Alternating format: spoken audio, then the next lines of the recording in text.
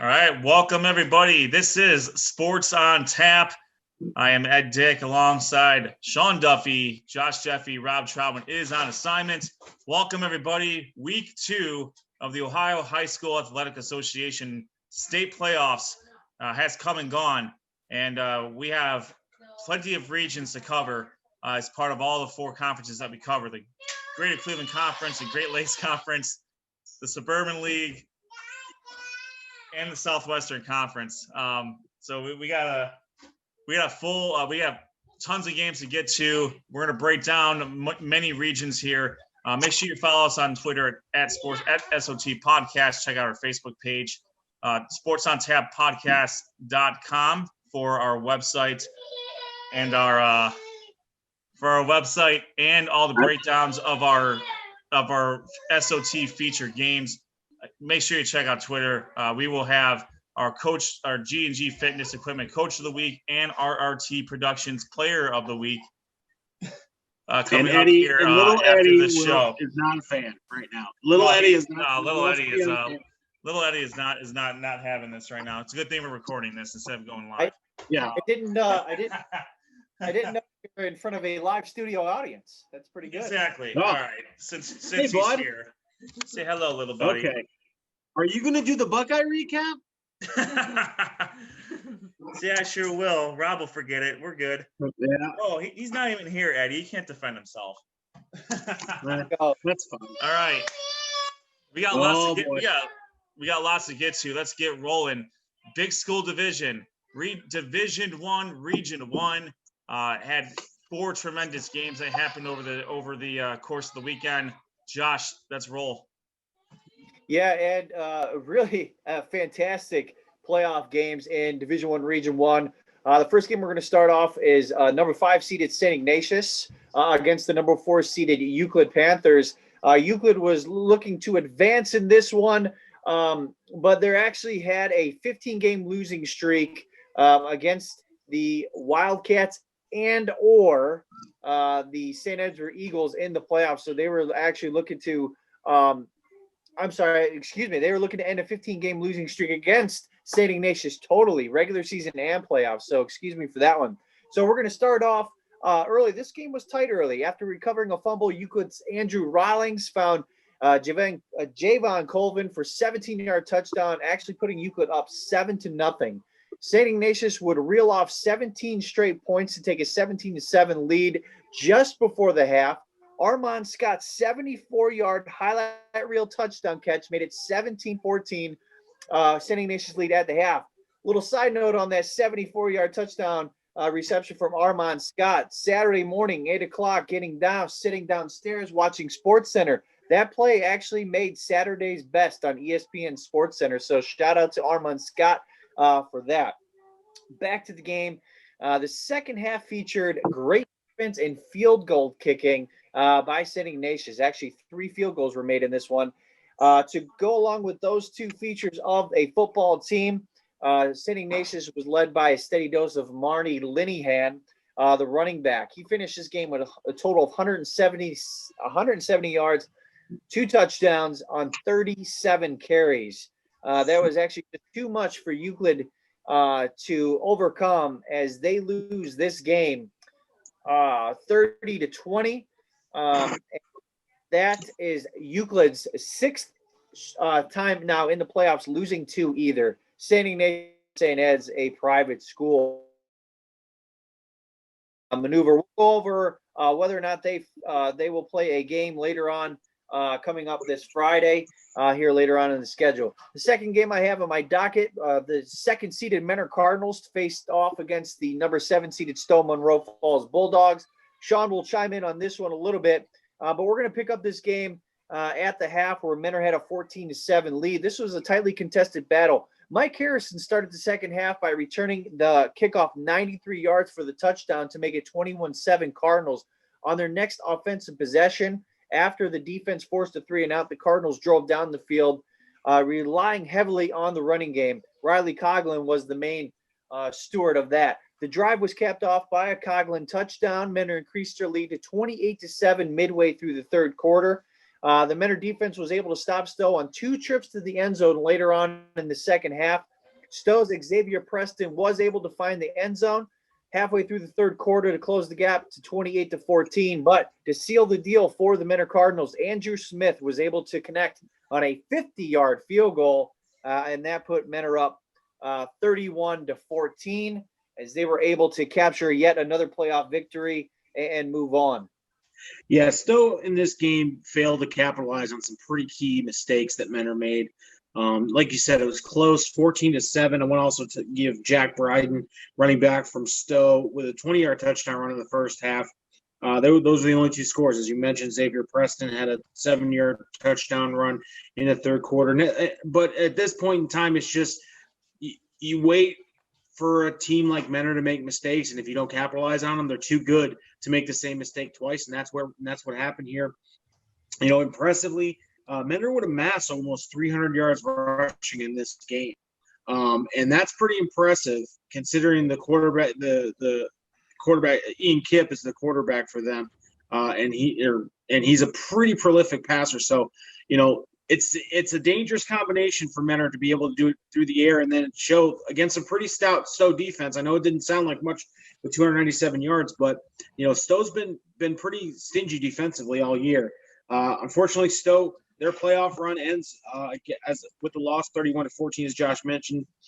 Stowe next week, just to kind of wrap their playoffs in a bow here, they will travel non-playoff to go play Steubenville in week 9, but that's all that she wrote for Stowe. Congratulations to them.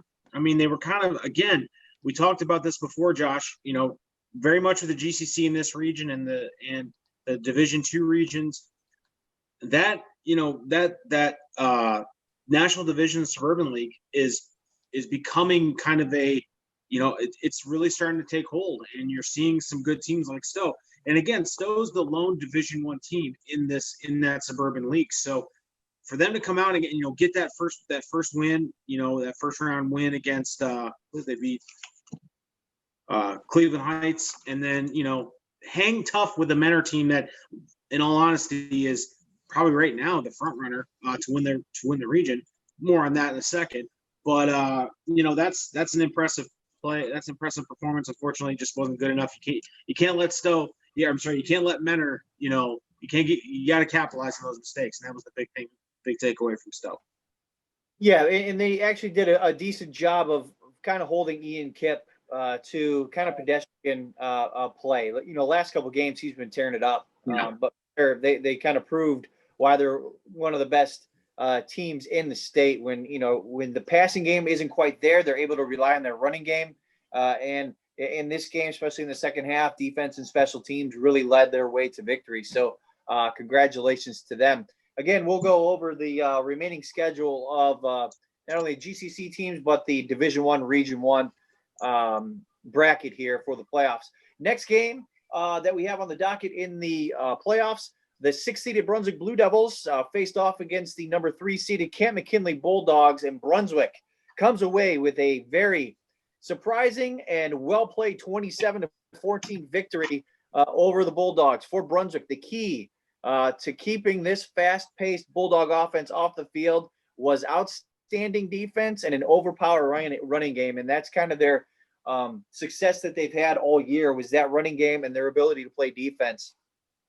Their defense came up quick early on in this game. They were already up 3-0 when Brunswick's Conan Sam intercepted a Toledo commit Elijah Wesley's pass and returned it 48 yards to the house. Brunswick had a 10-0 lead in the first quarter. The Blue Devils actually intercepted Wesley 4 times in this game, including 2 by week's Player of the Week nominee David Hamrick. The defense allowed only 177 yards of total offense. And then we talked about that Brunswick rushing attack. They totaled 172 yards on 44 carries with 6 different runners. Andrew Haber led with 12 carries, 89 yards, and 2 touchdowns. And Noah Barczyk for the Blue Devils added 2 field goals. Ethan Fritz, passing-wise, 10 for 16, didn't have to do too much, but for 121 yards. This is the first time, and Ed, correct me if I'm wrong, first time in 6 attempts the Brunswick has finally beat Camp McKinley in the playoffs. So they will move on in a great, hard-nosed, solid victory against the Bulldogs. That is a tremendous game, and I do not need to correct you. You are 100% right. It took us 6 times, but we finally got them. To your point, I mean, the defense has been tremendous all year. They held a very potent Euclid team to only 14 points. Mentor is Mentor. They're going to get theirs, and we'll hear a little bit more about a potential matchup there coming up after this. But the Blue Devils have this is kind of like I would liken this to old school Brunswick football back in the late 90s, early 2000s, where we had very, very good defenses and we ran the ball a lot. We wanted to keep the other teams off the field and enforce turnovers. And David Hamrick, he's already at 8 interceptions and he's only played 7 or 8 games. That's crazy. I mean, it took me 11 games to get 7 interceptions my senior year, and he has surpassed that already. So he will most likely break the school record for single season interceptions in the very near future. But I mean, they're playing with a lot of intensity. They're very, very focused. They're playing for Coach Fasco, as we all know, and this is the team that I've been saying this for the majority of the year. This is the team this is the senior class that Brunswick's been waiting for a little bit, and it's a very, very special group. And this is all without Jake Charette, mind you, who is a very, very important piece of the team and very, very big there. So I couldn't be happier as a former Blue Devil for how good they've done this year. And I can't. I'm obviously going to mention Noah Barchak. He's done a fantastic job. Him and Gavin Ernst, for kickoffs and fields and extra points. Tremendous job, guys. And then let's see what happens in the next round. Yeah, on a side note, just because Ed, myself, and Rob both played for the Brunswick program, it has been down for a little bit of time. And Pinzoni finally came back, wanted to develop a program, and for a developing program to have a deep playoff run, whether it's 2020 or not, how the season is, they have a deep playoff run, and this is the kind of season that can really propel a program to get some more players involved and start building something that people can get behind. So this is a big win, not only for them this season, but it's a big win, I believe, for the program long term. Absolutely. To give a outsider's perspective of how excited these 3 gentlemen were when I quote, we beat McKinley. I was standing on the Wadsworth sideline that night on Friday night as I will cover, and I will get to that game. But my phone did not stop vibrating because of the text messages going back between Ed Dick, Rob Troutman, and Josh Jeffy about how happy they were. So hats off to you guys. That's a huge win, and that's a fun thing to follow. Obviously, with a little bit of a heart and mind in there, but that's definitely pretty cool because now it sets up. Like we always say, it's hard to beat a team twice, right, guys? It's hard to beat a team twice, and that's what we're gonna have in our quarterfinal. But I'll let Josh reveal the quarterfinal or the semifinals here in just a few minutes. Yeah, and what's funny, Sean, you talked about that, but to be honest with you, I was excited about the Brunswick game, but I have to admit I was even more excited about the last game that we had in this region. Number 8 seeded Medina knocks off the top seed St. Edward Eagles 35-31 in a huge win for the Bees. Now, if you're looking at the stat line, Medina defense gave up a total of 528 yards. They did force 2 turnovers, the main one being by Matt Spott with his strip fumble and recovery near the goal line, about the 5-yard line with 57 seconds left. And that really kept the Bees. They held on to preserve that win, but Medina was down 24-14 in the third. The Bees once again really focused on a balanced offensive attack, which we've seen here for the past few weeks now. In the beginning of the year, it was spread offense, Drew Alar throwing the ball all over the place. But this game, again, they relied on that running game and led by Dorian Boylan, 16 carries, 125 yards, 2 touchdowns. Now, when I mentioned they were balanced, they were. Drew Alar finished his game 15 to 26, 262 yards, and 3 touchdowns. 3 touchdowns were caught by Luke Hensley. He had 5 catches, 63 yards, and those 3 touchdowns. 2 touchdowns, though, were in the second half of the game. Also, Juwan Jackson had 3 receptions for 94 yards. And really, the defense, this game was back and forth.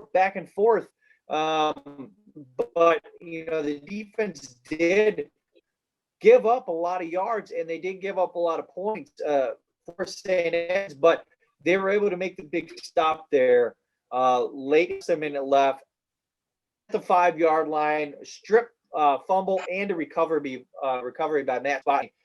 Just a big win. We talked about a big win for Brunswick. That is a big win for Medina.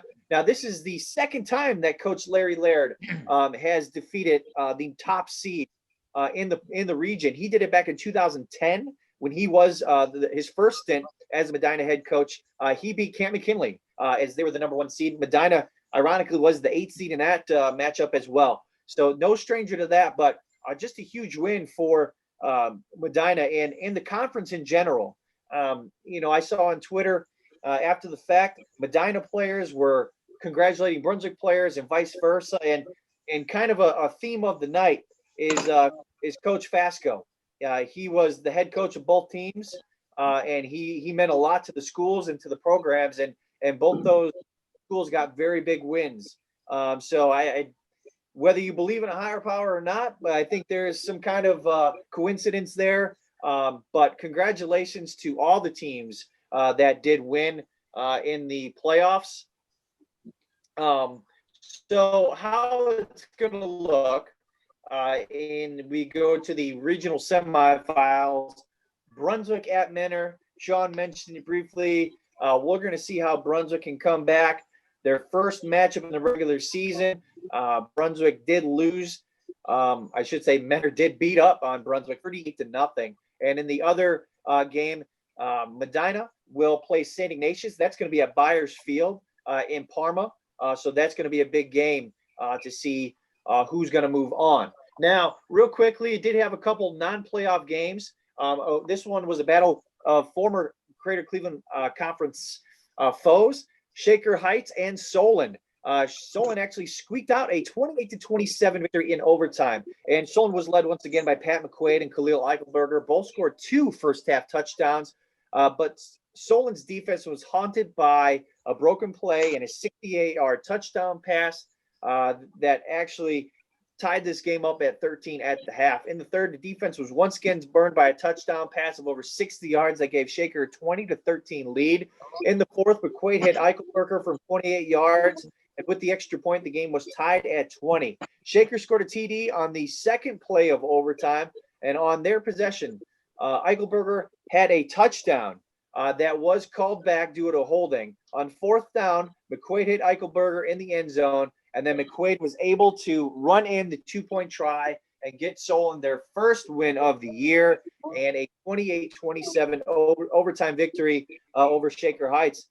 Khalil Eichelberger in this game, 28 rushing attempts, 132 yards, and a touchdown for the Comets. The other matchup of a GCC team, this will be another SWC matchup next year. Berea Mid-Park squeaked out a 51-48 victory over Elyria. This game was actually scoreless after one quarter. Jaheim Atkinson got Elyria on the board in the second quarter with a 1-yard touchdown run. He finished this game with 217 yards and 3 touchdowns. In the second half, Elyria was up 48-33, but gave up 3 straight touchdowns in the fourth to lose 51-48. For Berea Mid-Park, Dalen Charlo had 231 yards of total offense with 2 TDs.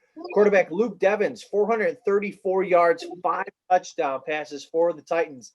Elyria, as a team, outrushed the Titans 349-103, but Berea Mid-Park outpassed Elyria 434-116 yards. So those two teams with a high-scoring battle. I'm sure we're going to see that plenty over the next coming years. Now, the schedule looks as follows. There are a couple regular season non-playoff matches. Midview will travel to Elyria, and the Comets will host Berea Mid Park. So that wraps up. I should say, my G&G Fitness Coach of the Week nominee for the second straight week, I got to give it to Larry Laird of Medina, beating the number 1 seed St. Edward Eagles. This is the second time he's beating a number 1 seed. And my player of the week, I'm going to stick with the Bees, Matt Spotney, with the key strip fumble and recovery to preserve the Medina 35-31 victory over the Eagles of St. Edward. So that will wrap up Division I, Region 1, and the GCC. Very good. Thank you very much, Josh. We have 2 fantastic matchups coming up, and we will come back next Monday and hear about what happened in the Greater Cleveland Conference and Division I, Region 1. All right, let's kick it over to my colleague, my cohort, my compadre, Sean Duffy's going to take us through. He's going to take us through a lot. He's got a lot of ground to cover here. So let's start with Division II, Region 5, Sean, and take it away. Yeah, thanks, Ed. And let me just preface this by saying, if you're not a fan of me, my face, my voice, the way I say things, this is not going to be your favorite segment, because I, as the Suburban League beat reporter, so to speak, for this organization that we run, I am spanning the playoffs right now. That took me over 2 hours to compile this information, and I'm going to do this all, hopefully, in about 25 minutes. Let me see if I can do this right. We'll start off, as Ed said, Division II, Region 5, with our first matchup, the number 1 seeded Akron Archbishop Hoban versus Kent Roosevelt. And the only thing I need to write here, Archbishop Hoban versus Kent Roosevelt.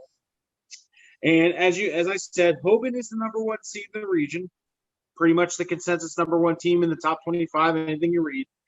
And Kent Roosevelt got their very first win of the year last week. That's all I need to say. It was a rout. There's not much to talk about. Hoban wins 63-0. That's about all she wrote for that game. Hats off to Kent Roosevelt, but unfortunately, Hoban is a monster that needs to be dealt with later in the round. Roosevelt, they will go on next week to play a American Division matchup against Cuyahoga Falls. I'll get to Cuyahoga Falls. They play Talmadge this past week as well. Hoban will face the winner of the Mayfield-Nordonia matchup, which is the number 9, which is the next game I have on my list here. Number 9 Nordonia went to face number 8 Mayfield. And unfortunately, Nordonia's playoff run came to an abrupt end at the hands of Mayfield, score 55-31. Nordonia quarterback Billy Levac had a very good night. 18-36, 293 yards, 2 touchdowns. Nordonia's Sal Perrine, he had 23 carries on the night with 77 yards, 2 touchdowns. But Mayfield was just able to get on a roll and run. And really, this game was not necessarily close most of the game. Mayfield was well in control for a good portion of it. Unfortunately, Mayfield moves on. They have the lucky draw to face Hoban in the next round of the quarterfinals. Whereas Nordonia doesn't have a scheduled game as of yet. That may change. We'll check back later in the week should Nordonia schedule a game for next week. The next matchup in the Division II Region 5 saw the number 18 seeded Twinsburg go on to face the number 2 seeded Austintown Fitch. Again, as I mentioned, Austintown Fitch is number 2, Twinsburg number 18. Austintown Fitch wins 35-0. Twinsburg was not able to overcome Austintown Fitch's defensive effort and stop Austintown Fitch from scoring at will in this game, as they fall 35-0. Twinsburg will face Kenston in Week 9. Austintown Fitch right now is scheduled to face Warren G. Harding, who beat Maple Heights by a score of 39-6. My final game in the Division II Region 5 saw the number 3 seeded Hudson Explorers face the number 14 seeded Bedford Bearcats. The Explorers were basically hitting on all cylinders. It's been the story of the year all year. They have an explosive offense. It was no different this week. Running back Aiden Lau for the Explorers had 149 total yards, 2 touchdowns. Ed, this is for you. Kicker Jake Vidmar tied an OHSAA record with I swear to God, 111 consecutive extra points. That's to give you an idea of how explosive Hudson's offense has been. The kicker on PATs alone, they haven't kicked a field goal all year, but the guy still scored 111 points in one season, and we're barely into week 9 right now. That's a lot. Jacob Peltani had 1 rush touchdown and 2 passing touchdowns. Hudson running back Drew Leitner also had 2 rushing touchdowns. Hudson's defense, and what it's important to point out, this is their second shutout of the season. I didn't remember to double check that for me, but their defense is nothing to be slept on either. And I think one thing you want to mention is, they're exploding offensively, but they're a team to be reckoned with on the defensive side of the ball. They can stop people from scoring. And Hudson again will move on to the quarterfinals, and they will face Painesville Riverside, who defeated Boardman 39-28. So that game will be played next week at Hudson. It's a 7 o'clock kickoff. So that's all I have for Division 2, Region 5 from the Suburban League. I can go through the quarterfinal matchups if you'd like. That's actually Hudson's second straight. Thank you. I think the record is I think it's for his career, Sean. Career? Yeah. Okay. I mean, Hudson scores a lot of touchdowns, but holy hell! I mean, I wouldn't put it past them. If you look at some of their scores. I wouldn't either. To your point, Hudson's offense is tough to stop. No one has had any success really doing that at all this year. I mean, the closest team that had a shot at it was Joe Labus and the Brecksville Broadview Heights Bees, and that was that's the best game they've had so far. So to speak about how good they've been this year. Yeah, and just to kind of go through the way the quarterfinals look for Division 2, Region 5, Akron Archbishop Hoban, the number 1 seed, will take on the number 8 seed Mayfield. Cleveland Benedictine, number 4 seed, will take on Cuyahoga Falls Walsh Jesuit, the number 5 seed. As I mentioned, Austintown Fitch will face number 7 seed Warren G. Harding. Hudson, the number 3 seed, will take on Painesville Riverside. That is the setup for Division 2, Region 5. Obviously right now the big one in there to follow is Hudson. I think they have a shot to really make some noise in this region, again, because of that explosive offense they have. But again, you got some heavyweights in there. You got Austintown Fitch, who's no pushover, and again, you got Hoban. And as we mentioned when we kind of previewed everything, I think all roads lead through Hoban. And I really do think that, this could be a situation where Hudson versus Hoban may be the regional final here, and it wouldn't be a bad one to have because I'd like to see these two teams lock horns. Taking nothing away from Austintown Fitch, but again, I just think that Hudson's offense is just something that no one wants to face right now because they can do it rushing, they can do it throwing the ball, they can do it on defense, they can do it, on special teams. They're hitting on all cylinders. I think, if I'm not mistaken, I think Hudson and Austintown have played some non-conference games in the recent past. So I don't believe that they are, they're not strangers to one another in that respect. I agree with you. I think Hudson is going to end up making it out of their side of the bracket and take on Hoban. I will pick Hoban to win until they lose. But I would really love to see Hoban and Hudson in that matchup. Two high-powered offenses, tremendous defenses. A 4-year starting quarterback and Shane Hamm for Hoban, who has done everything you pretty much do in high school football. And Hudson is no slouch. And Hudson's, their team is no slouches either. So I'd love to see that game if that were to come. This bracket is loaded, and you're not. Yeah. It's going to be all 4 of these games are going to be great. So I'm looking forward to. Well, I'm not sure what Mayfield's going to do against Hoban, but we'll see. But they're going to be great games. And I'm certainly looking forward to seeing how you wrap up Division II, Region 5 next Monday here on Sports on Tap. All right, let's move. Sorry, go ahead, Sean. Just one thing. Just one only thing. one, please. I hear you guys talking about Hudson, and they've had a great season, but I'm not going to really look past Riverside just quite yet. They're having a great season. We talked about, Hudson's defense with 2 straight shutouts. Well, in this season, Riverside has had 3 shutouts, and they're putting up points. They're putting up a lot of points. So I think this is going to be a little bit of a test for Hudson. They haven't had one thus far, but we'll see how that goes. But I still think they have the offensive power to prevail. So that's it with my one. That's your one thing. Duly noted. Very good. Let's move on to Division II, Region 6. This will be represented by Sean. Rob has some teams in this bracket as well. I also have some teams that unfortunately are no longer in the playoffs in Division II, Region 6. But we do have some regular season games that I will go over from the Great Lakes Conference once we're done with the brackets. So, Sean, without further ado. All right. Well, first we'll get some of the housekeeping things out of the way. As we mentioned last week on the show, Avon actually advanced to the quarterfinals because of the forfeit from North Olmsted. They had some COVID-19 tests positive there. So Avon awaited the winner of the number 8 seed versus number 9 seed. Number 8 seed, Medina Highland versus number 9 seed, Fremont Ross. And Highland went in there and took care of business a little bit here against a really good Fremont Ross team, in my opinion.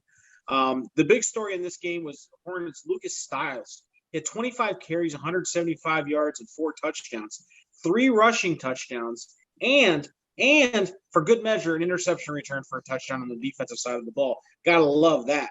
Not to be outshined, a running back, Jonathan Lima, who actually who stepped in for Stiles when he got hurt later in the game, had 5 carries for 133 yards and a touchdown. And quarterback Andrew Riggenberger, who stepped in for Aaron Phillips, who also got hurt, went 3 of 7 passing, which is pretty pedestrian considering he's a backup quarterback, but chipped in 14 carries, 72 yards, and a touchdown as well. So they handled their business against the Fremont Ross team, and their reward for that is now they get to go on and face the number 1 seed Avon Eagles next week in the quarterfinals. But hats off to Highland for getting a really good win, and you were kind of concerned a little bit, would a break or would a bye week kind of hurt them? But I think, against a pretty good Fremont Ross team who, put it on Normandy, 71-0 the week before, was feeling themselves coming in. You were kind of concerned maybe they would be a little bit rusty coming out, and they weren't. They were coached up well. They were able to move on. So they actually get a date with Avon in the quarterfinals next week. That game will be at Avon Friday night at 7 o'clock. My next game is one of the many upsets, I think, in this division. And Ed and Josh, I think we can look at this and say Division II, Region 6, while Division I, Region 1 had its share of upsets, not to the stage, I think, of Division II, Region 6 that we could say at this point. I will give you, Josh, I will see your Medina over St. Ed's, and I will raise you Barberton, the number 13 seed, over Toledo St. John's, 21-14. Barberton, this is one of the bigger upsets, and had this one just been there, it probably would have been the upset of the week. But they were able to move to the quarterfinals thanks in large part to running back Cameron Macon. 3 rushing touchdowns on the night carried the Magics, and that was the spark that fueled them. The Magics actually did shut out they did shut out Toledo St. John's on the road in the playoffs to earn themselves the right to the quarterfinals. Congratulations to the Magics, who, by the way, played a quasi-national division suburban league this year, and I think we're seeing that national division kind of schedule rear its head here in the playoffs, particularly in this division. Barberton will face the winner of the Brecksville Broadview Heights Oregon Clay matchup, and that matchup was actually a pretty interesting matchup as Oregon Clay falls to Brecksville Broadview Heights 49-33. All the usual suspects for the Brecksville Broadview Heights Bees were on display here. Joe Labus had 2 touchdowns. Garrett Cubits had 1, and Jeremy Janazzo had 2 receiving touchdowns and a rushing touchdown for the night. This actually, interestingly enough, sets up an all-suburban league national division quarterfinal in Division II Region 6, as Barberton will face Brecksville, Broadview Heights, the Bees versus the Magics in the quarterfinals. The next game I had was the game that I actually watched from start to finish at the Avon Lake Memorial Stadium. The Wadsworth Grizzlies traveled in to take on Avon Lake, and Wadsworth could not overcome turnovers and penalties in this game.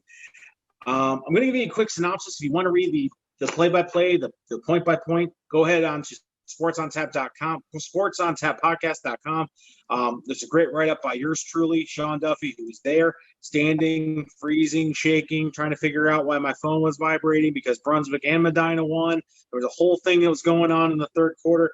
But suffice it to say, this game was really all Avon Lake. Gage Dusler ended up with 149 yards and a touchdown on 23 carries. Michael Corbo had a touchdown for the Avon Lake for the Shoremen. But the real discussion here is the defense from Avon Lake, holding Wadsworth to only 1 rushing touchdown. I'm sorry, 1 passing touchdown from Mitchell Evans to Barrett Labus. That happened a lot, but unfortunately, Billy Simpson for Avon Lake, a defensive back, had 3 interceptions in the first half alone of Mitchell Evans. Every single time Wadsworth was getting some sort of rhythm going, pushing the ball down the field, there he was, Billy Simpson, with an interception. One was on a tip ball, one was badly overthrown. The other was a great 50-50 ball that he came down with. The defense was constantly in the backfield, pressuring Evans, not allowing their running game to get going. Barrett Labus was basically blanketed for most of this game. In fact, the only touchdown was scored early in the second quarter. And then it really was, a combination of, pretty good effort, I would say, on the part of the Avon Lake offense. They did just enough, but they were settling for field goals, but their defense was just picking up the slack everywhere they could go. Owen Wiley had 3 field goals in this game, and Mitchell Evans kind of sealed the deal with a interception from Nathan Sakala. For that interception actually was returned for 55 yards and a touchdown late in the game, pretty much sealed the deal and denied any comeback for the Wadsworth Grizzlies. Avon Lake will go on to face surprise opponent that I'll get to later, whereas Wadsworth will travel to take on Worcester in week 9. I'm getting tired. You're almost there. You're almost there, dude. Almost there before you get a little bit of a break. I know, right? John, you can have a little break. I'll just quickly chime in there because you did mention Avon. Their first playoff game did get canceled, but they actually did schedule a game. They were able to actually face Perrysburg, and they went on with to a 42-20 victory. Avon set the tone early in this game with 2 quick touchdowns. First, it was Michael Tasik from Nico Pappas, and then a 9-yard touchdown run by Desmond Kelly. Perrysburg would respond with back-to-back scores on their own, tying the game. Before the half, Avon quarterback Nico Pappas would run it in from 6 yards out to give them the lead. Avon would compile 434 yards of total offense and have a balanced attack the rest of the way. Perrysburg had no answer for the Eagles on this night as Pappas finished with 126 yards passing with 2 TDs. Running back Devin Hunter had 66 yards rushing. Avon wins 42-20 and will now face, as you mentioned, Sean Highland in the Avon's playoff opener. Thank you for the break, Josh. I appreciate it. Again, allowed me to get some water, address myself, because what I'm about to discuss now is I would say, the biggest upset that we had in Division II, Region 6, and that was the number 22, the one in the season North Royalton Bears, fresh off a triple overtime win over the Amherst Steel Comets, decided to go into Olmsted Falls and have the audacity to beat the Bulldogs at home. And you know what? They decided to take it easy this week. They only decided to go for 2 overtimes. 3 overtimes is a little bit too much. North Royalton said, "Hey guys, we're only going to play 2 extra periods, not 3, because that would be ridiculous. Back to back, you're never going to be able to win that way." I want to give a shout out to Josh's to a friend of the show.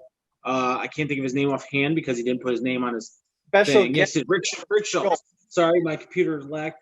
Who was actually he was a net Sports on Tap field reporter for us, who did a fantastic job covering the game, the Olmsted Falls North Royalton game, and he had himself a good game to cover. I was following that game online, and actually at the Avon Lake game, they were kind of giving us updates. And when they went into the second overtime, there was an audible because they realized that them Bears from North Royalton were coming, and they are doing very, very well in their first two games here, and again against two Southwestern Conference opponents.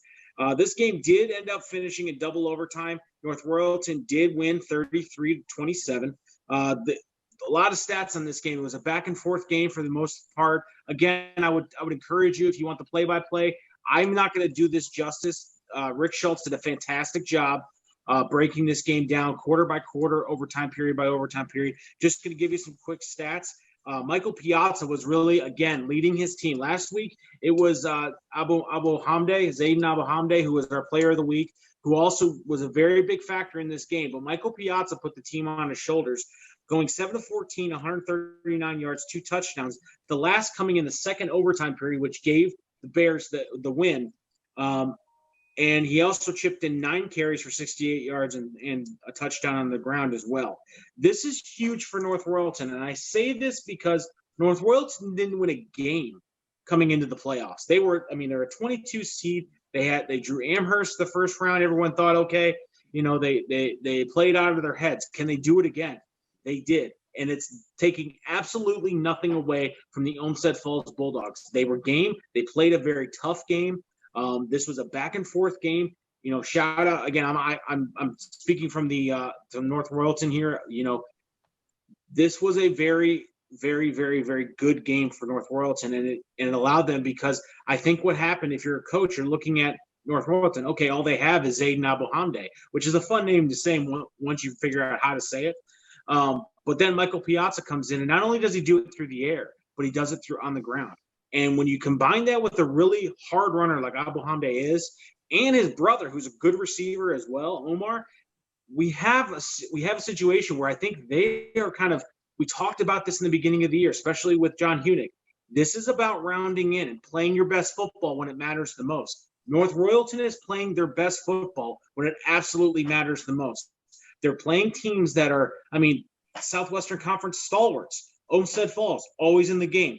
Always in the playoffs. Amherst, always in the playoffs. And North Royalton is not intimidated. I don't think they're going to be intimidated going in when they play Avon Lake next week. I definitely want to shout out again Olmsted Falls. This was a situation where they played as hard as they could, but unfortunately they just didn't make enough plays. It all came down to an interception by North Royalton in the second overtime to kind of seal the game for them. Your heart breaks for Olmsted Falls because they were a good team all year. They've done the things right. They've kind of opened up that playbook a little bit, got away from the run only, but it's still effective. And, they still have an effective running game. But unfortunately, it just wasn't enough. North Royalton continues, I guess this is the equivalent of Cinderella at this point in Division II, Region 5.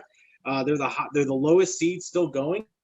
And they have a date with Avon Lake, the number 3 seed. So, honestly, I think if they beat Avon Lake and somehow end up getting to play Avon and beat Avon, can we say North Royalton is a Southwestern Conference champion? I don't know, but if you only have to play the Southwestern Conference and they beat everybody, it's a fun thing to say, right?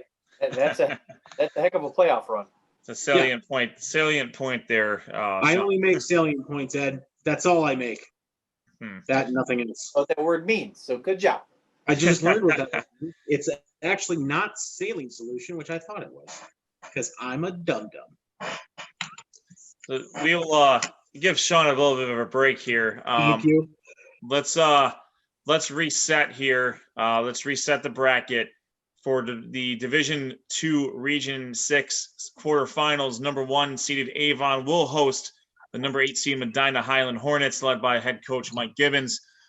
Bruxville Broadview Heights, the number 5 seed, led by quarterback Joe Labus, will host Barberton, the number 13 seed.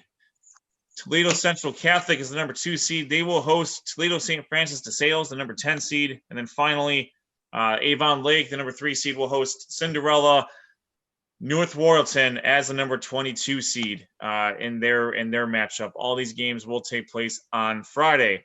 Let's do a couple of recaps from the Great Lakes Conference that involves schools that are no longer in the playoffs.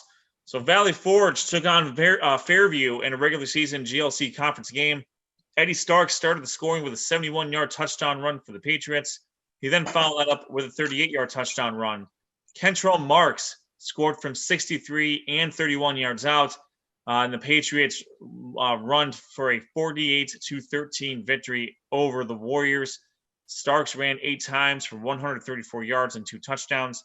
Kentrell Marks ran 12 times for 202 yards and 3 touchdowns for Coach Marcello DeAngelis. Valley Forge improves to 4-2. They have a scheduled bye week as of now. Fairview is 1-5 overall. They will host Lakewood next week. Speaking of Lakewood, they hosted Parma in a regular season GLC game. The Rangers jumped to a 14-0 first quarter lead. They led 28-6 at the half, and they win 35-6 over the Redmen. Lakewood improves to 2-6 overall. They will host Fairview next week. Parma is 1-5 overall. They will host Bay. Normandy hosted Hudson's Western Reserve Academy in a non-conference regular season contest. The Invaders, unfortunately, were no match for the Pioneers. They take a 44-7 loss. Normandy falls to 0-6 overall. They will travel to North Ridgeville in their matchup next week. All right. So we've gone through Division 1, Region 1, Division 2, Region 5, and Division 2, Region 6.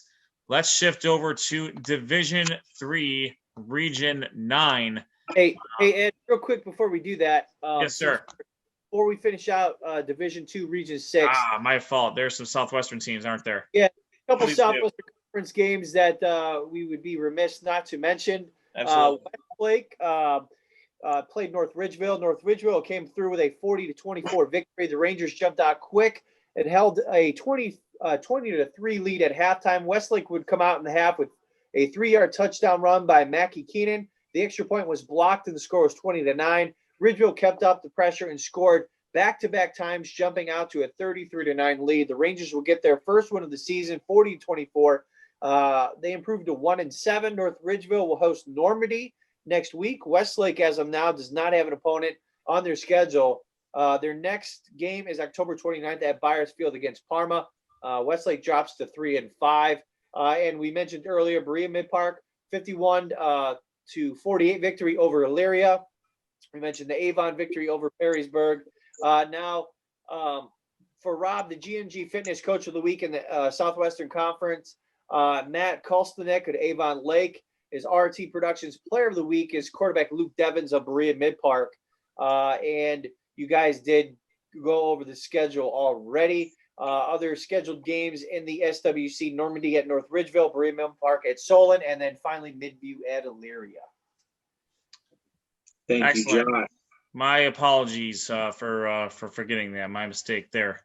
No problem. With all the games that happened this week and all the upsets and the craziness, we're a little crazy too. It's all right. It's fun. A little nuts right now. We got a lot we got a lot to cover here. We got a lot going on. 2020, bro. It is 2020. Very, very, very true. All right, Sean, you want to pick us back up with the Division 3, Region 9? I sure do. Because I only have, I think, one game in Division 3, Region 9, and that's the number 5 Aurora Greenman hosting Notre Dame Cathedral Latin. And the big story coming into this game was the fact that less than 24 hours before this game kicked off, Aurora was informed that 8 of its starting players were in isolation for COVID contact tracing. At this point in time, Coach Bob Mahalik had to reshuffle, reset, re-depth, I guess if that's a word, his game plan going forward into this game. But he relied on his big players. One of them is Evan McVeigh, the other one is Alex Moore. Evan McVay had 18 carries, 145 yards, and a touchdown. Quarterback Alex Moore finished this game 10 of 17, 153 yards, one touchdown passing. Also contributed 7 carries, 132 yards, and 2 touchdowns. The 99 of those yards coming late in the game. In fact, this game was 28-24 with just less than 2 minutes left in the game when Aurora was able to essentially rattle off a bunch of points because they were able to score 2 touchdowns. They were able to score a touchdown, and then they stopped NDCL on the goal line on a 4th down on turnover on downs, and they couldn't down the ball, so he just ran the ball for 99 yards to end the game. So I guess, look, you can't tell a kid to just stop, let him run for the touchdown, right? So yes, Aurora did get the victory 41-24. They actually go on to face number 4 seed New Philadelphia in an intriguing matchup because New Philadelphia is kind of one of the big powers in this particular region, along with Aurora. Again, Aurora is the defending Region 9 champion from last year, so they look to regain their title. But again, just to kind of give you a breakdown of what Division 3 Region 9 looks like in the quarterfinals, Chardon, who defeated Warren Howland 49-14, will face Geneva, who defeated Hubbard 22-19. As I mentioned, New Philadelphia did beat Youngstown Cheney 42-15. They will face Aurora, who defeated NDCL 41-24. Also, we're looking at Streetsboro, who defeated Niles McKinley 41-6 versus Dover, who defeated Steubenville 41-20. Canfield defeated Chagrin Falls Kenston 28-10. They will face Akron St. Vincent St. Mary, who defeated Chesterland West Geauga 48-6. So that is the Division 3 Region 9 matchup for the quarterfinals next week. As I mentioned, from the Suburban League, Aurora will be traveling to take on New Philadelphia at 7 o'clock in that game. Very good. We'll see what Aurora can pull off here. New Philadelphia they're pretty tough. I've seen them. I was at the Buckeye game back when Coach Mazzoni was finishing up his tenure there, and they're a very good team, and that'll be a good matchup for Aurora. Chardon is a team that I've seen. That was a long time ago, but they are very, very tough, and their defense is on fire right now. So I think they'll do pretty well against Geneva, lower end of the bracket. Streetsboro, they've been running roughshod over the last couple of years. They've really, they have some good talent there, and I think Dover will give them a test because I think Dover likes to sling the ball all over the place. But Streetsboro's got a very, very good running game, and we'll see if they can keep up there.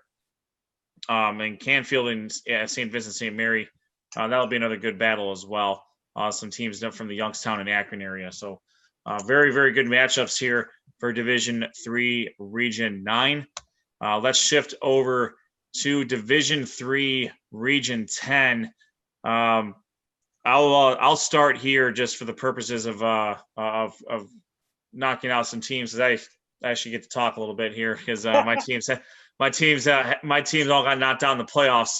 So Division 3 Region 10 is about where I'm at. So we'll start with Rocky River. The number 13 seed Rocky River traveled to Parma to take on the number 4 seed Padua. Rocky River was able to get on the board with a 29-yard field goal, and they also got a 28-yard touchdown run, but they were not able to keep it going against a very, very good Padua team. Rocky River loses 28-9 against Padua. Rocky River drops to 4-2, and they will have a scheduled game next week against an opponent that we will not discuss at this moment. Padua will take on Millersburg West Holmes, the 12th seed. They took it to Lodi Cloverleafs in Cloverleaf's first ever home playoff game. Cloverleaf couldn't get out of their own way, and they weren't able to keep up with West Holmes and their defense and their offense. So congratulations to Cloverleaf for hosting a playoff game and compiling the record that they did. Unfortunately, that was not their week against West Holmes. And then we'll go to Parma Heights Holy Name, the number 6 seed. They hosted number 11 Caledonia River Valley. This game was played at North Ridgeville High School. Holy Name started the scoring. They had a 20-yard touchdown pass from sophomore quarterback Javon Williams to Chris Bodden. Then running back Christian Sanchez followed up with a 41-yard touchdown run for a 14-0 Holy Name lead. Holy Name's defense and special teams, they both scored. They struck behind a 26-yard punt return for a touchdown by Garrett Sparks, and then a 50-yard fumble return for a touchdown by Eric Jones Jr. Williams found Sparks for a 21-yard touchdown pass thereafter, and Holy Name routs River Valley 44-6. Big win for the Green Wave. Javon Williams completed 2 touchdown passes for the win. Holy Name improves to 5-1 overall. They will travel to Bowling Green to take on number 3 Bowling Green in the regional quarterfinals. And Bowling Green was a 56-13 winner over number 19 seed Defiance. Some other games: Ashland is number 2 seed. They defeated Mansfield Senior 35-22. And then we can all right, so Tiffin Columbian is a number 1 seed. They will take on they defeated Norton, the number 16 seed, 45-13. All right. Let's get on. Sean, you want to wrap up a little bit of your games here before we get to the featured game of this region? Yeah, I only have one game other than the feature game, and that was Tiffin Copley versus Norwalk. And this game was interesting because all the scoring happened in the first half. Copley jumped out to an early 10-0 lead to close out the first quarter, and then Norwalk would rattle off 17 points in the second quarter, and then pitch a shutout for the remaining game as Norwalk comes away with a 17-10 victory over Copley. And unfortunately, this does end Copley's undefeated season, and they were kind of riding high after a big win last week against Aurora. Obviously, both those teams, it wasn't a playoff game, but it was both those teams in a bit of a rivalry game. Norwalk will move on. They will face Ashland in the quarterfinals, and then Copley will actually travel to face Woodridge in week 9 or next week against Woodridge. Our featured game of this region, as Ed mentioned, was Richfield Revere, the Minutemen, versus the Medina Buckeye Bucks. And we're not only going to report on this game, we're going to give you first-hand knowledge. The man that was there, the myth, the legend, Joshua, I don't know his middle name, Jeffy, was there. He watched this game. Josh, what can you report from Richfield? Well, Sean, I'll tell you my middle name. My middle name is Chan. Oh my God. Well, Sean, you walked into that one, man. I thought maybe he'd be professional for 1 minute. To be honest, my middle name is Francis, and that's not a lie. But at this game, yes, I was at this game looking to have a good competitive game between these two teams, and it was far from that. Revere came out and really from the get-go really showed that they were the bigger team in terms of size and strength and power. And they really kind of overpowered Buckeye in this game. Powerful running game for Revere in this game for sure. Now, to be honest with you, the Buckeye fans were a little let's just say they were a little unfriendly towards the referees in this game. Yeah, there may have been some holding calls, so on and so forth. But I was a little surprised by the game plan of Buckeye. They were really sticking steady with the run game that they've had.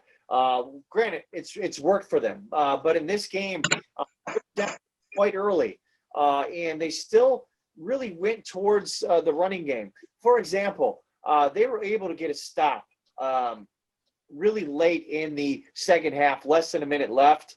I was surprised that Coach Dennison did not take a timeout. They actually just let the clock run out. The ball was at midfield. If they were able to pass the ball, maybe at least get down to attempt a field goal to get some points on the board before the half. But they didn't. They just were kind of steadfast and just letting the clock wind down. There was no sense of urgency from Buckeye in this game at all. It's kind of they were just going through the motions. I was a little surprised I didn't see more from them in terms of the passing game. but give credit to Revere. Their defense was in the back all night. They were more physical, and they quite honestly, they seemed to just want it more than Buckeye did.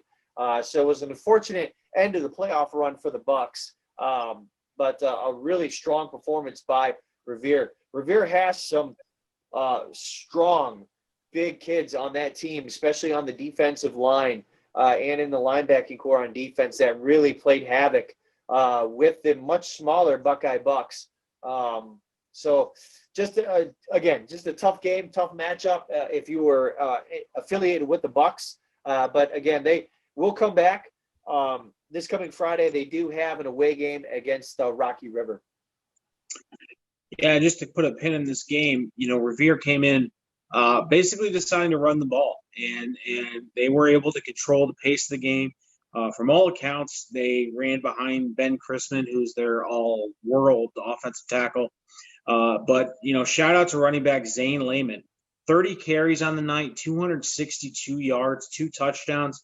When you're able to put up 262 against a team like Buckeye, who's relying on kind of the same what I saw in this game, what you just described, was Revere was able to do what Buckeye wants to do: control the clock, control the pace of the game, run the ball. But the problem is that their offense, unfortunately, is not built to come back from a deficit. I saw it personally in when they played Elyria Catholic. Once Elyria Catholic started getting on a bit of a run, they were forcing the ball. They were doing things that you could tell they weren't very comfortable with, and the defenses knew it. The defenses knew that if the quarterback was going to have to, if the quarterback's going to try and beat them, that they could just pin their ears back and tee off. And that's exactly probably what happened in the Revere game, was that the defense realized that the more points they were able to put up, obviously they forced Medina or Buckeye to be one-dimensional. And they're already kind of one-dimensional. When that one dimension isn't working and being stopped at every turn, it's hard to turn that other part of your game on and with any kind of success. It can happen, and I've seen Buckeye do it, but unfortunately, like you said, Revere just came into this game with a game plan. They executed. Yeah, and I saw a few times on the sideline where Coach Dennison wanted to get that play in quickly, was really yelling at the team to get moving, get out of the huddle. There was a couple times where they were forced to take a timeout. There was just no sense of urgency by the Bucs, especially in the second half of that game. Whether that's game planned or it's just a bad day at the office for the whole team, it just was nothing was working for them in this game. At one point, I would say probably the turning point, and this is where it comes down to the referees, where they did play, unfortunately, a pretty big role. Buckeye was forced to punt. They did punt. The Revere returnman did call for a fair catch. The referee, in my opinion, and many others' opinion, blew the whistle way early. The returner actually fumbled the ball, and Buckeye recovered. But the referees, after a conference at midfield, decided that there was going to be a re-kick. So Buckeye had to re-kick the ball and not have possession. So that was, I believe, in the second quarter. Don't quote me on that one. But that was a big tide turn where, at least where I could see the refs really caused some problems. The whistle was so early, and the Revere returnman he fumbled the ball. Buckeye had it, and they would have had the ball at midfield, ready to look down to score. It just wasn't meant to be. Yeah, I mean, you hope that doesn't happen in a game like this with such mistakes, but I'm sure Coach Dennison and you will then say that's not the only reason they lost. I mean, if that was in the second quarter, they failed to do the job that they were there. Not to say that didn't put them a little bit behind the 8 ball, sure, but you got to overcome things like that. You have to. There's a little adversity in every game. Right? Got it. But I mean, look, congratulations to Revere. They go on to face Tiffin Columbian, who is the number 1 seed. If they can run the ball and control the clock and have the same defensive effort they did again in that game, I think they got a shot. But again, I'm not familiar enough with Tiffin Columbian to really know how they performed over the year. But again, Rich Revere, the Minutemen are in the quarterfinals of the Division III Region 10, and they again have a date with Tiffin Columbian on Friday night at 7:00. The only other game I have from the Suburban League, and then I'll put a pin in my Suburban League for the night, was Cuyahoga Falls traveling in to take on Talmadge, and Talmadge went off in this game. They dropped a 50-burger on Cuyahoga Falls, and quarterback Ty Hurst had 3 touchdown passes, but the story here was the defensive scoring for Talmadge. The Blue Devils had 2 interception returns by Mr. Kuva, a safety, and a 70-yard kickoff return for a touchdown. So they got it done on both sides of the ball. Defense, special teams, offense. Talmadge was rolling Friday night against Cuyahoga Falls. Cuyahoga Falls did have 2 touchdowns from their running back Brown. Unfortunately, it just wasn't enough to keep up with the scoring that was Talmadge Blue Devils. Next week, Talmadge will travel to take on Coventry, and as I mentioned, Cuyahoga Falls will host Kent Roosevelt in a game. My G&G coach of the week, it's got to be Bob Mahalik from Aurora. He had 24 hours to basically reset, replan his game against NDCL in a playoff game, and he did just that, and he came out on top. So congratulations to him. My RRT player of the game, I looked up and down, and I gave it to Zane Lehman of Revere. 262 yards, 30 carries, 2 touchdowns. Basically took the team on his back and ran over Medina Buckeye. So that's all I have for the Suburban League. I'll go over the schedule in a minute when we kind of touch base back. But Ed, who was your G&G Fitness Player of the Week? And Coach of the Week and RRT Player of the Week? Let me briefly go through. There was one more game that involved the GLC team here. The Bay Rockets hosted Sandusky Perkins in a non-conference matchup. Bay came up a little bit short. They lost 28-24. Bay drops to 1-5 overall. They will travel to Parma next week. My G&G Fitness Equipment Coach of the Week is Dan Wondolowski of Holy Name, strictly because he's the only GLC team to win a game in the playoffs this week, so he'd certainly get it.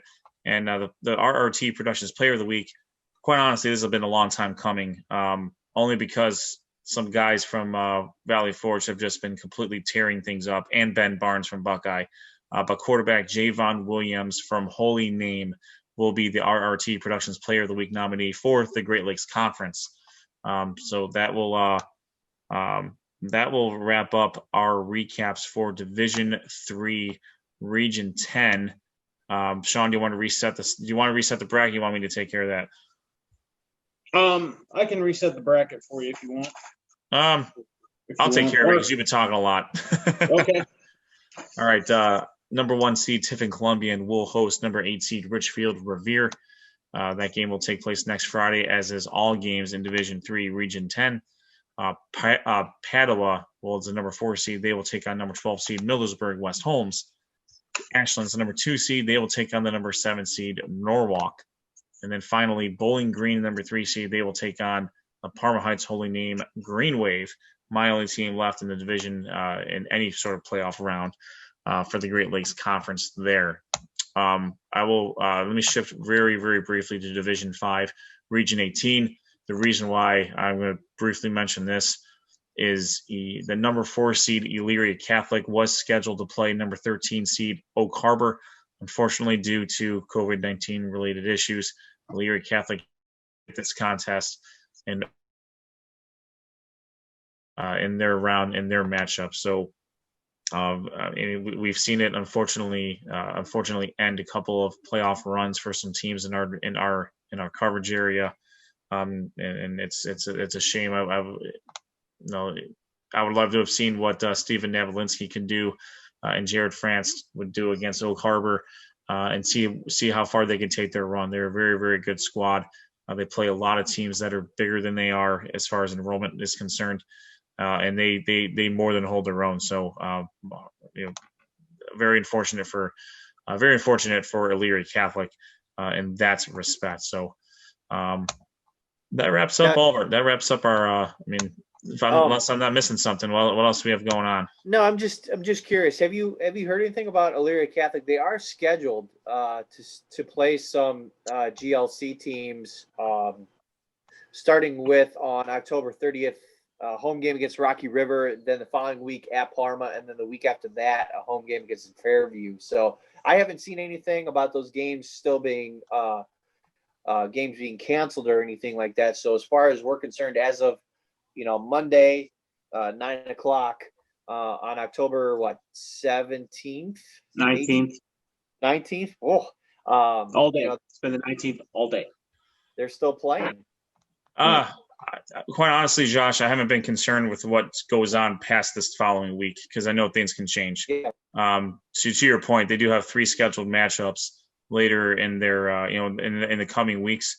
I'm not sure how that's going to work out with. I'm not sure how it's going to work out with what they have going on, much like North Olmsted and what they're going through as well. So I'm hoping for their sake that they're able to get back onto the field and give their seniors a proper send off. They have a tremendous senior class here, and I'm hoping that they're able to get back onto the field. One more, and I'll mention one more thing. Former, I'll just say friend of show, but he's since left the coaching sideline. My brother-in-law, Kevin Finch, was at Fayetteville Perry. We talked about them a little bit while he was head coach there. He is now the athletic director and dean of students at Springfield Greenon. And Greenon got their first playoff victory in school history this past weekend. They were the number. I think they're the number 8 seed in Division 5, Region 20. Let me pull that up real quick because he texted me about it. He was pretty excited, and rightfully so. They were the number 8 seed. They get a 30-28 win over the number 9 seed Cincinnati Taft. Their reward is similar to that of Mayfield in that they will take on the number seeded team, St. Bernard Roger Bacon, who was a 49-6 winner in their first round matchup. So congratulations to Springfield Greenon, my brother-in-law, Kevin Finch, in his involvement there, and good luck this coming week. So I think we covered all the players of the weeks and the coaches of the weeks. Are we good there? Yeah, I think we can go ahead and reset and just kind of give an idea of what's going to happen as far as a logistical standpoint from Sports on Tap. Probably sometime middle of this week, we'll let you know what games we will be spotlighting. More than likely, they're going to be playoff games. More than likely, they're probably going to come out of the Division 1 or Division 2 ranks simply because a lot of the Division 3 games are way far away, for lack of a better word. But we will let you know what's going on there. We'll also post schedules, breakdowns of our respective conferences, and then whatever games we do cover on Friday night, you can follow us at SOT Podcast on Twitter for live updates, as well as a rousing recap of the events of that particular contest sometime in the near future after that game ends. And that's it. Tremendous job this week, gentlemen. Sean and Josh, thanks for picking up the slack on there. You have one more thing, Josh, please. I would like to congratulate, I'll call him friend of show, but the greatest hockey broadcaster of all time, Doc Emmerich, announced his retirement today. 47 years of calling sports, including hockey, 22 or 23 Stanley Cup finals. And he was nice enough to do a promo for Sports on Tap. So congratulations to him. Hopefully, fingers crossed, we'll be talking to him someday. He's got our airway. And that just serves as a reminder. We're going to be rolling here not too long now, getting into Greater Cleveland High School Hockey League. There's a lot of logistical things that still need to be worked out with all the COVID stuff, but we fear not, we are still working on that. So as soon as football is over, we're rolling into hockey, and we're looking forward to that. So as Ed, you were saying, great job tonight, guys. Great job to Rob. He's transitioning into his new RT production studio. Glad we could be doing good work for him and making his business successful. Speaking of that, remember to vote on our Twitter page at SOT Podcast for the G&G Coach of the Week and the aforementioned RT Productions Player of the Week. We'll have those nominees up here shortly. Well, by the time everyone sees it, they'll already be there. So congratulations to the future winners of that poll. Also, Absolutely. to piggyback on that, I'm going to say this. If you're of the age, vote. It's important that you go out and vote in general, not just on our page. I suggest that you practice voting on our page. I suggest that all of our listeners practice how to vote on our Twitter page. Take that information that you learn into the ballots to the polling place and make sure that you vote. It is an important election. No matter who you vote for, make sure that you vote. That's my PSA announcement, because I do believe that this is an important election and that your voice should be heard. There, I'm done talking for the night. All right. Well, thank you. Thank you very much for that, Sean. Appreciate you guys' work this week. And everybody, make sure you tune in next Monday live, 8 o'clock, to catch all your recaps for the Greater Cleveland Conference, the Great Lakes Conference, the Southwestern Conference, and the Suburban League. See where your favorite team ends up in the playoffs after week 3 of the playoffs. And we're hoping we still have some. We're hoping that we still have some stuff to talk about after this coming week. Again, follow us on Twitter at SOT Podcast. Check out our website, sportsontappodcast.com. Email us at sportsontappodcast@gmail.com. Sean, and check out our check out the schedules and the like. Check out our Facebook page. We're on YouTube, iTunes. We're all over the place. For Rob Troutman, Josh Jeffy, Sean Duffy, I am Ed Dick. This is Sports on Tap. We will see you on the other side.